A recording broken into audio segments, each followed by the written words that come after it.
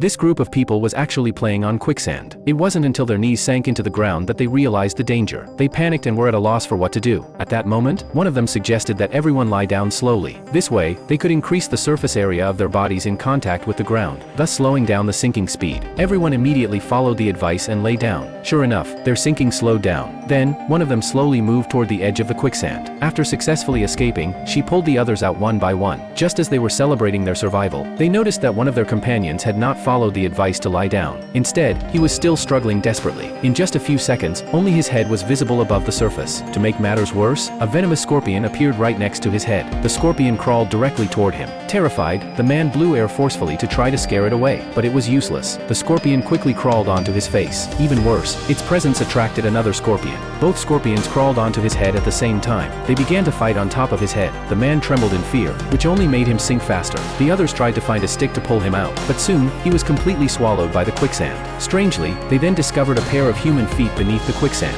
Working together, they pulled the person out. To their surprise, it was the same companion who had been fully submerged. Just as they were feeling relieved, the ground suddenly split open with a massive crack. They all fell into a secret chamber. Fortunately, no one was hurt. They believed that rare treasures might be hidden there. One of them pressed a mechanism, but then, water started gushing out of the mouth of a stone statue. Realizing he had triggered something dangerous, the man quickly tried to press another switch to stop the water. Unexpectedly, he activated yet another mechanism. As the water level kept rising, it was only a matter of time before they would be submerged. To find an escape route, they took a deep breath and dove underwater. There, they discovered a drainage outlet. Although they worked closely together, they couldn't open it. Helpless, they resurfaced. Then, one of them said he could hold his breath for 10 minutes. He dove underwater alone, and successfully opened the drain. The powerful suction pulled them all in. They slid through the pipeline, but ended up falling into a field of man-eating plants.